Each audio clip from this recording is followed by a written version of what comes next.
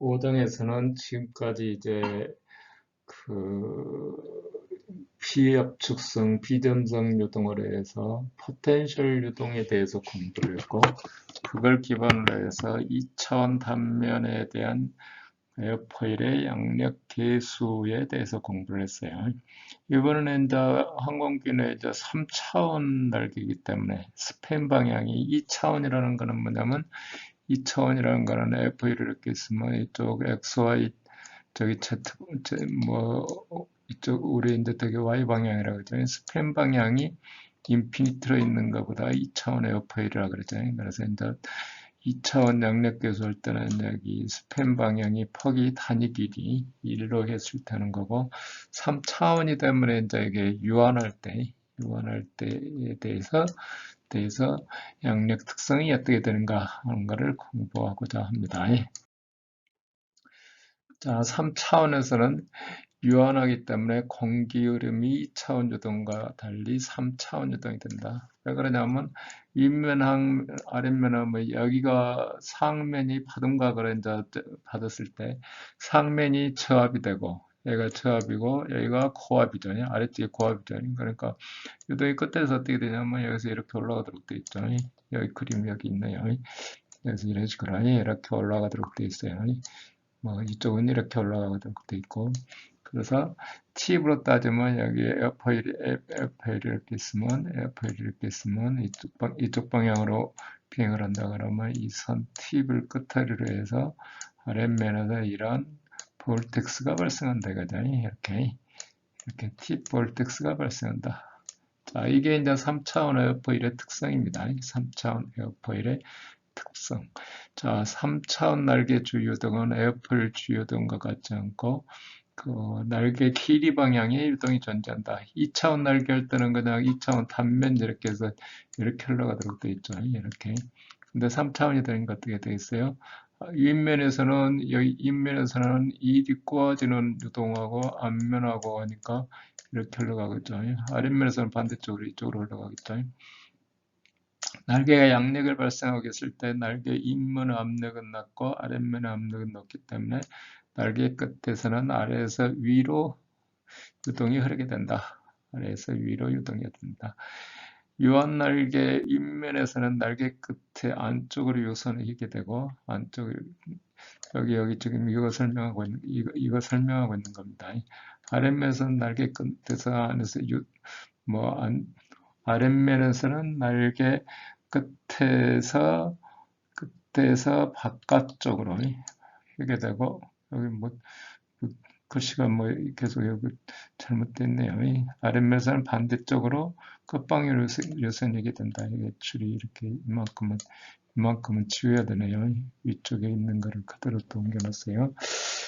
유한날개에서는 에어포일은 무한날개에 비교하여 양력이 적게 발생하고 비점성 유정 가정하에서도 항력이 작용한다. 자, 양력이 왜 그러겠어요? 여기서 이렇게 아래쪽으로 에어포일 상으로 보면은 이렇게 아래쪽으로 이렇게 다운워시가 작용해요. 이렇게 다운워시의 아래쪽으로 그러면 받음각이 줄어든 효과가 있어요. 줄어든 효과가. 그러면 이제 이 티펄텍스로 의해서 이제 항력이 작용해요. 유도항력이라고 그래요. 유도항력이 작용한다. 자, 그 그림을 다시 이렇게 앞쪽에서 보여놨습니다. 여기서 이렇게 팁에서 그 위쪽에 저압 영역이 있어서 이렇게 그리고 이게 여기서 팁 벌텍스로 작용한다. 그죠? 즉 벌텍스는 아랫방향으로 유속을 발생시킨다. 이거보다 우리가 다운워시라 그런다. 다운워시. 자, 그림을 그래서 이제 애플 단면에 작용하는 양력이 어떻게 작용하는가를 보기 위해서 이 한 단면에 대해서 표시를 해놨어요. 애플이 이렇게 받음각 알파를 갖고 있고 이렇게 받음각 알파를 갖고 있고 자, 유동은 이 방향으로 이제 수평 방향으로 오고 코드 라인이 이렇게 작용하겠잖아요. 이만큼 받음각을 받는데 그러면 이제 프리스트림은 V 인피니트에서 이만큼 작용하고 있죠.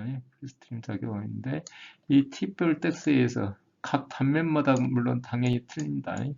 단면마다 이런 다운워시가 발생한다. W 값이. 그러면 항공기가 받는 파동각은 실제 유동은 이 자유유동과 다운워시가 합해진 이 유동이 실제 유동은 이렇게 작용하고 파동각은 얼마만큼 되냐면 이 아랫면하고 윗면하고 평행하고 이 뭐 상대 속도 하나는 알파 i 유도 파동각 이만큼 유도 파동각이 이만큼을 뺀 유효 파동각 이만큼만 양력에 작용한다 이게. 그러니까 유효 파동각은 실제 기하학적 파동각에서 유도 파동각을 뺀 만큼 작용한다. 그러면 받는 힘은 어떻게 되냐면 양력은 어떻게 되냐면 이 실제 유동이 실제 받는 방향 유동 방향으로 양력이 작용하겠죠. 이렇게 L이 작용하고 근데 이제 우리가 양력을 따질 때는 이제 비행 방향에 대해서 수직으로 쓰는 거죠. 그래서 우리가 카운트하는 양력은 이게 되는 거죠. 이게 되고 이만큼은 뭐로 작용하냐면 저항으로 작용하죠. 저항으로. L에다가 사인 알파 i가 되죠. 사인 알파 i에서 이렇게 작용한다. 그죠?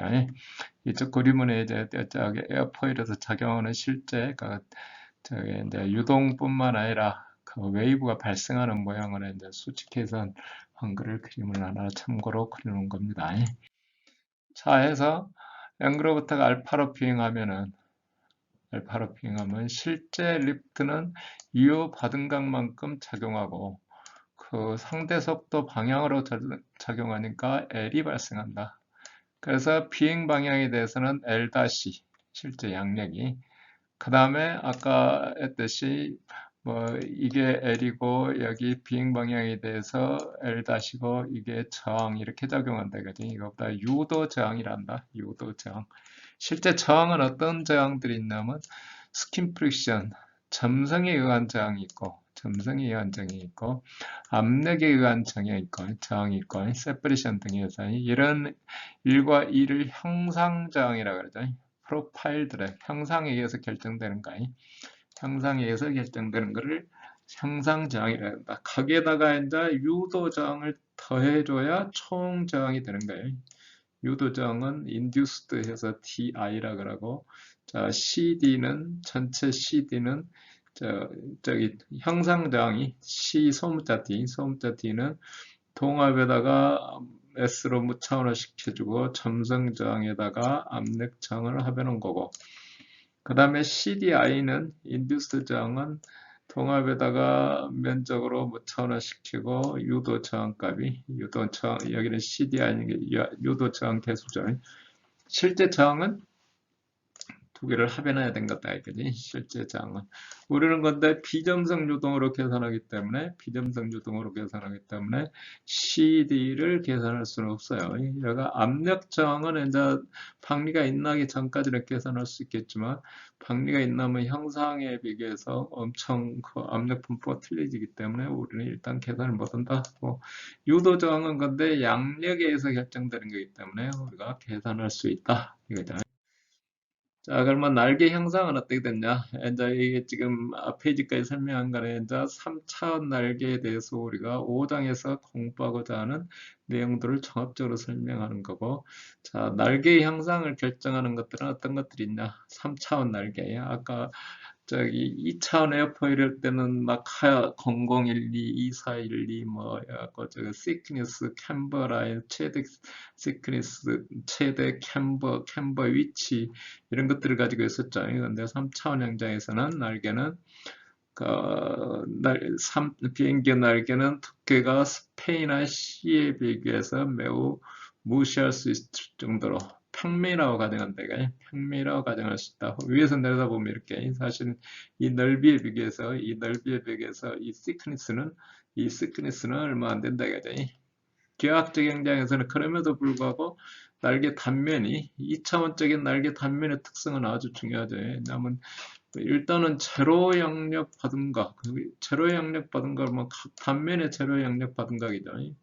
그 다음에 평면 항상 위에서 봤을 때 평면 항상 뒤로 수입백이 얼마나 됐냐 이거 수입백이 얼마나 됐냐 이거고 그 다음에 비틀림각 경사각 이게 비틀림각 이렇게 경사각이고 비틀림각은 이게 캠버 저기 스팬 방향으로 해가지고 받은 각을 이쪽으로 갈수록 조금 받도록 하기 위해서 앞쪽으로 더 비틀어줘요 이렇게 여기를 기준으로 해서 가운데서는 받은 각이 뭐 10도면 밖에서는 뭐 5도가 받도록 왜냐하면 밖에서 세퍼레이션이 빨리 나기 때문에 그런 것보다 비틀림이라고 한다. 또는 여기서처럼 이제 상반각을 줘서 저기 경사각을 준다. 또는 경사각 또는 상반각을 준다. 자, 그래서 기하학적 형상은 차변에 있는 것처럼 이런 형상에 의해서 결정이 되고 그 다음에 코드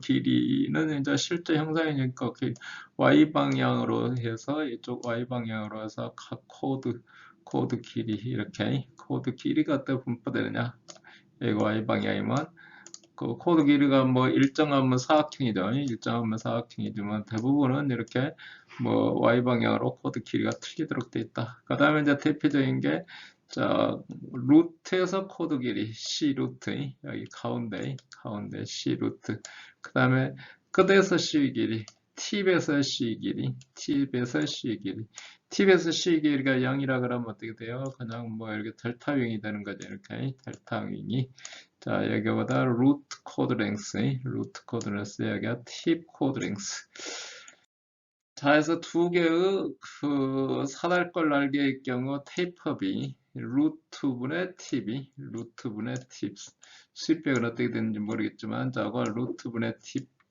팁보다 테이퍼비라고 한다 그지 테이퍼비가 0이라는 얘기는 저 끝에 가서 삼각형이 된다는 얘기죠 삼각형이 된다 그 다음에 날개 면적은 어떻게 되냐면 날개 면적을 위에서 봤을 때 코드 랭스를 마이너스 S에서 플러스 S까지 가운데를 기준으로 해서 스팬을 기준으로 해서 이리 이제 이쪽 방향으로 이쪽으로 쭉 접근해주면 여기 총 면적이 나오는 거죠. 총 면적. 가로 세로 B는 어떻게 되냐면 B의 제곱 무조건 뭐저 B의 제곱은 여기 스팬의 최대 길이 B의 제곱의 S 면적을 B의 제곱으로 나눈다. 그러면은 뭐 S분의 P 그러면 이게 mean coordinate가 되죠. 이렇게 해주면 면적을 스팬으로 나눴으니까 이 mean coordinate가 나왔죠. 그러니까 세장비라는 거는 mean coordinate분의 B 값이 자, 세장비가 크다는 얘기는 뭐냐면 옆으로 확 퍼졌다는 얘기죠. 세장비가 크다는 얘기는 세장비가 작다는 얘기는 B가 작다는 얘기죠. 그 다음에 2차원의 F 이루면 B가 인피니트니까 세장비가 인피니트가 되는 거예요. 자, 평균 C의 길이는 방금 위에서 설명했듯이 면적을 스팬으로 나눠준 거예요. 그러면 평균값이 되는 거죠. 날개의 표준 C의 길이 그러면 C의 제곱으로 해서 dy 해주고 그걸 S로 나눠준다. S로 나눠주면 C 뮤다. 이거 이제 우리가 직접 뒤쪽에서 뭐 써먹지는 않지만 다만 우리가 날개의 특성을 정의할 때 이렇게 표준 시계를 쓴다. 그러면 이제 실제 날개 모양을 한번 좀 따져봤어요. 따져봤을 때 가장 중요한 거는 두께가 어떻게 되느냐. 그 다음에 가로, 세로, 비, 세장비, 그 다음에 뒤처짐각이 세 가지 팩터로 결정이 돼요. 자, 여기는 마스예요. 행방향은 마스. 자, 두께비가 어떻게 되는가 봅시다.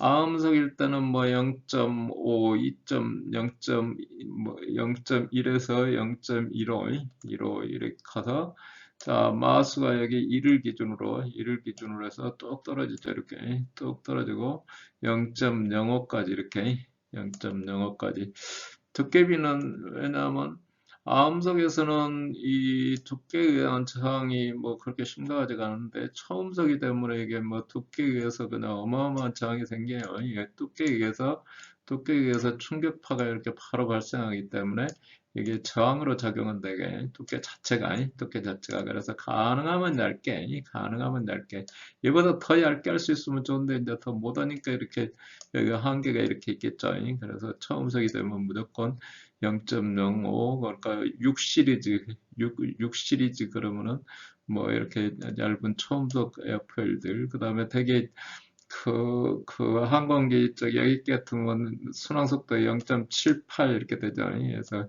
이 근방이 마 1로 다니는 항공기는 뭐 있긴 있네요. 이렇게 있지만 마 1이 순항속도가 되면 이게 저항 발산마수가 돼갖고 이 근방에 있으면 잘못하면 저항이 엄청 커서 기름을 많이 먹으니까. 그 다음에 세당비도 초음속이 되면은 뭐 2.0이네요.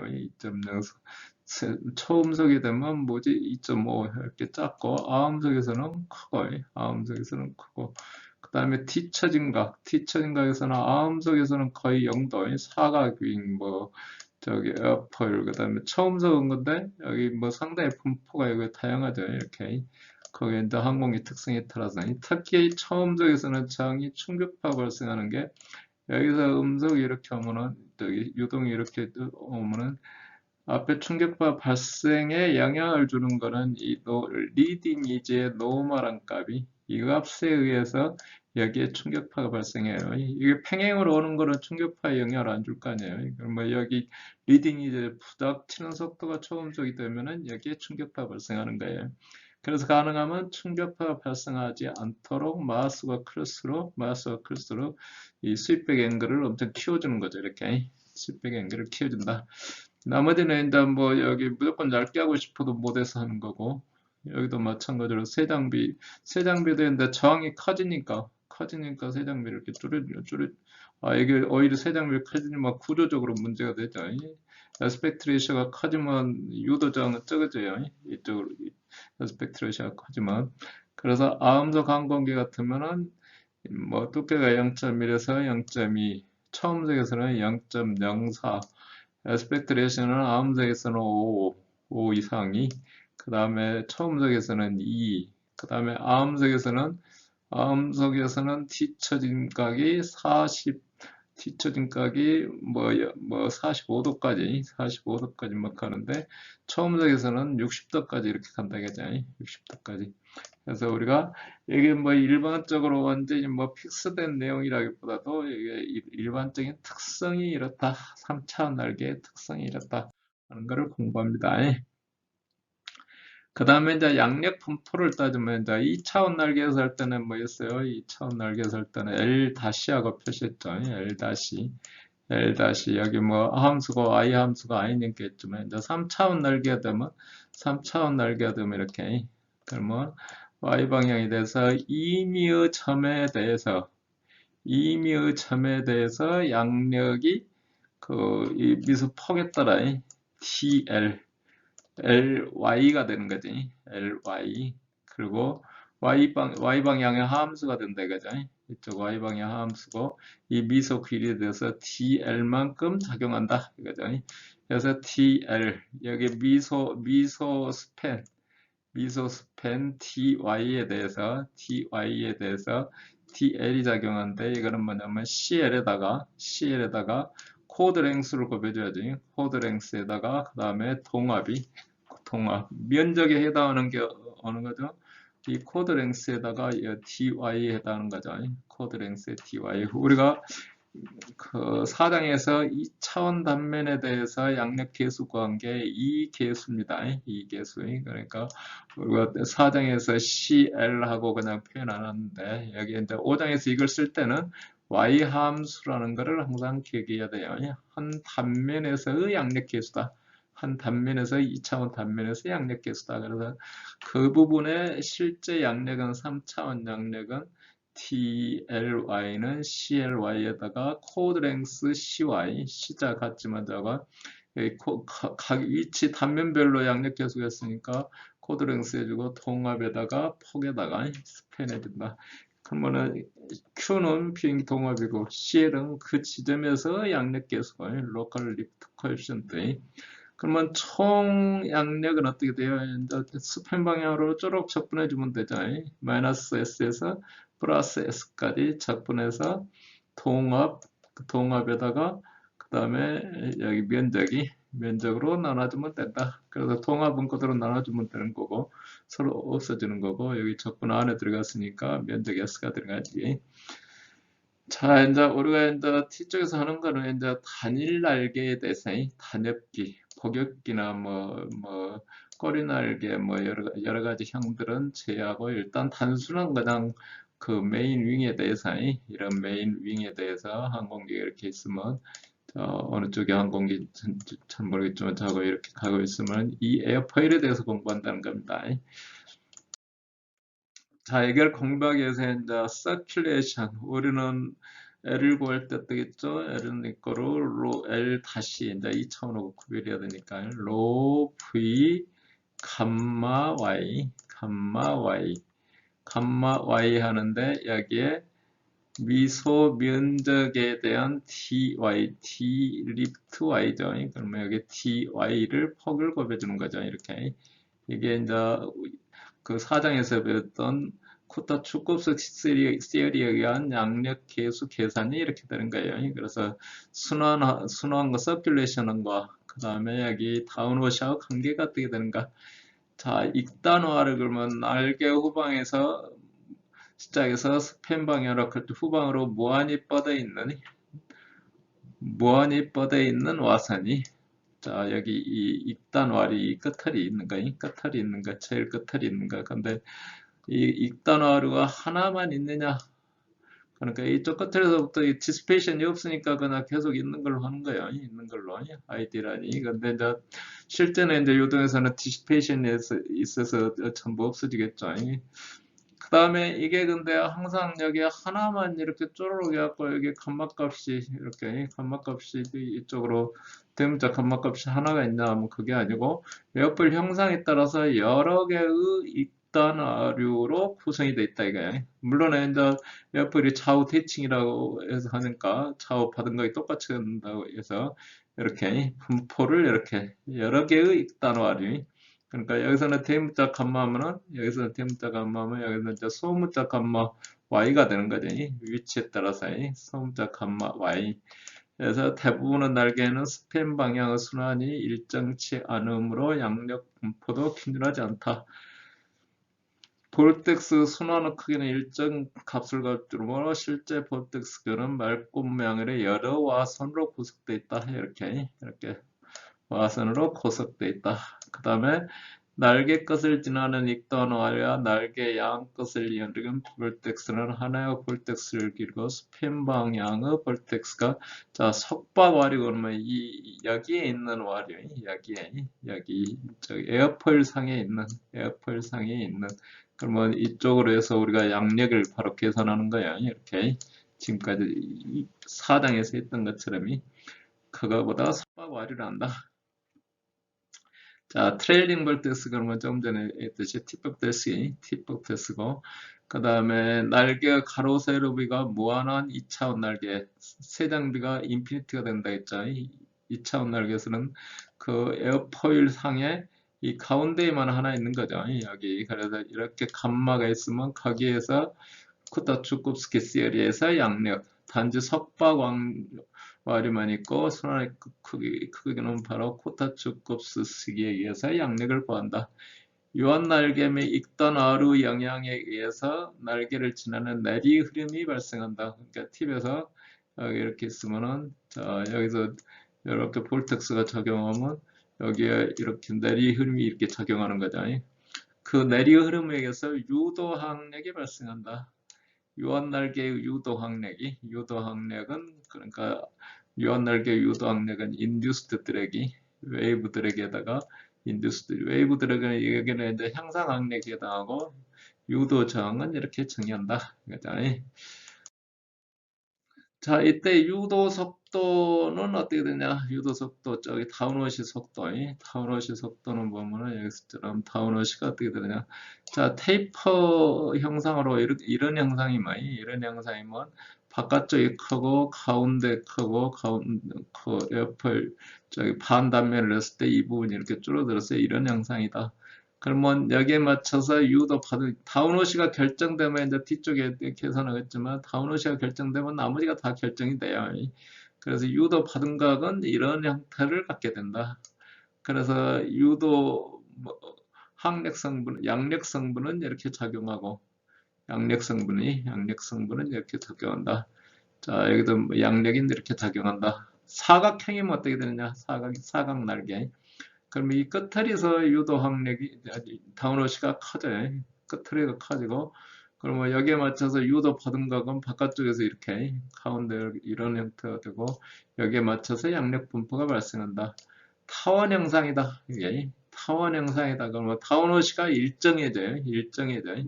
일정하고 거기에 맞춰서 유효 받음각도 일정하고 여기도 유도가 아니고 유효네. 유효 받음각을 뺀 나머지 유효받은 각도 일정하다. 거기서 양력 분포가 이렇게 된다.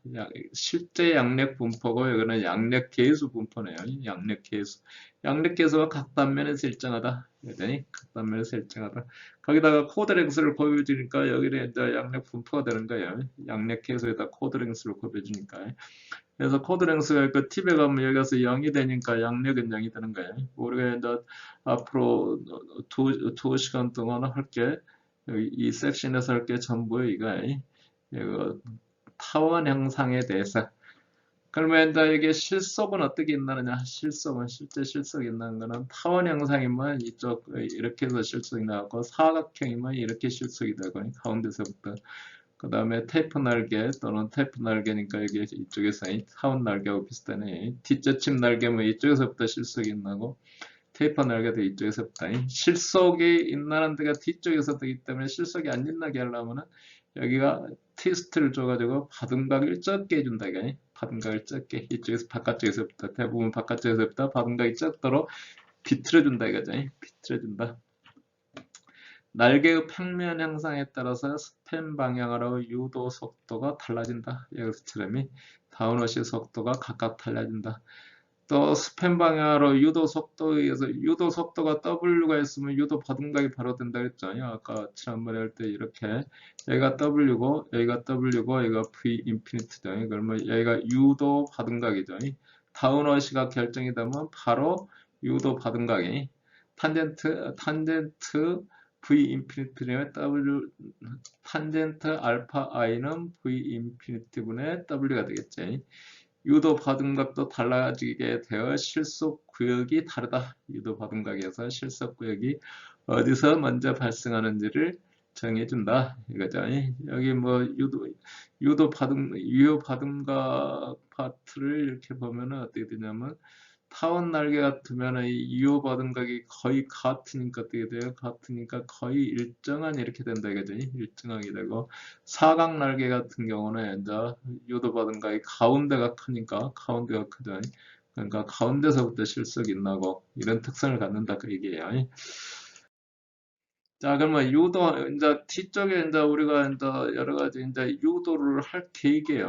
하는 결과식들을 놓고 우리가 뭐를 목표로 하고 있는가를 보기 위해서 미래서 종합 정리가 됐어요. 유도 저항이라는 거는 항력이라는 거는 CDI는 파이 에스펙트 레시오분의 CL의 제곱이 양력의 제곱이고 분모의 에스펙트 레시오가 들어가요. 유도 항력을 최소로 하기 위해서는 가능한 가로 세의 비를 크게 한다. 2차원 날개의 에스펙트 레시오가 인피니티니까 그냥 0이 되는 거예요. 그 다음에 유도 받음각은 에스펙트 레시오분의 CL이에요. 그 다음에 여기 위에 있는 거를 다시 에스펙트 레시오의 CL의 제곱이 하향 속도의 분포가 스팬에 따라 균일하다는 가정하에서 유도됐다. 이거는 지금 형상 계수 2가 없어요. 타원 형상일 때 균일한 분포를 갖는다. 이거는 이제 타원 형상일 때 아까 이게 유도 받음각은 이렇게 된다 했죠. 이렇게 되는 내용이야. 알파 i는 양력에 따라서 파이 에스펙트 레시오분의 CL이고 CDI는 거기다 CL을 곱해준 거고. 자, 이제 이거는 이제 타원 형상일 때고 그렇지 않고 일반 형상일 때는 이렇게 이제 수정을 해줘야 돼요. 1 플러스 타워 또는 여기는 1 플러스 텔 원래 CL에다가 알파 i를 곱해주는 거예요. 그러면 스팬 효율 계수라 그러죠. 스팬 효율 계수. 우리 통동 실험할 때도 스팬 효율 계수를 어떻게 구하는가에 대해서 공부를 결과식만 가지고 했었죠. 여기서 지금 하는 것처럼 여기 이렇게 뭐 CDI를 CL에 대해서 함수로 하면 기울기가 이거다 하고 이렇게 CD 제로가 물론 있지만 전체 기울기는 이거다 하고 CL에 작업해서 해주면은 우리가 스팬 형상을 구할 수가 있다. 그죠? 에스펙트 레이시오 조져 있으니까. 그 다음에 스팬 효율 계수 그러면은 본래는 1 플러스 델분의 1인데 우리는 이제 2로 표현한다 이거지. 2로 표현한다. 이 값은 항상 1보다 적다. 1보다 적다. 2가 타원 형상일 때 1이다. 이거예요. 타원 형상일 때. 타원 날개일 때 2는 네 꼴이 1일 때 최소 유도 항력이 발생한다. 스페니얼 교수 2는 네 꼴이 1. 이걸 이제 이 식들을 유도하는 게 이제 뭐 이번 챕터의 목적이에요. 그 다음에 이걸 또 어떻게 쓰는가에 대해서 하는 거예요. 그래서 이상적인 양력 분포를 갖게 하기 위해서는 이게 이제 뒤쪽에 가서 어차피 또 한번 리뷰를 하는데 이거를 이제 밀어서 우리가 목적이 뭔가에 대해서 얘기한다 그랬잖아요. 타원형 양력 분포를 갖는다. 자, 스팬에 따라서 FL 단면을 변화시킨다. 스팬에 따라서 파등각이 변하도록 비틀어지게 한다. 팁 쪽에서 그 박리가 있나지 않도록 이런 것들을 혼합해서 한다. 실제 날개는 2는 1이 될 수 없다. 타원 날개 실험에서 계산해 보면 그냥 이 값이 그냥 나오니까 실험을 정확하게 하면 우리가 이 값을 쉽게 구할 수 있다 그랬잖아요. 뭐 일단은 설계할 때는 이 값을 크게 해야죠. 근데 이제 타원 형상으로 만들려면 티스트 주고 그러면 에어폴 형상 만드는데 이제 상당히 좀 힘들 거 아니에요. 힘드니까 이제 우리가 좀 뭐 손실을 보더라도 그냥 에어폴 그냥 저기 날개 그냥 사각형으로 쫙쫙 만들고 그러겠죠.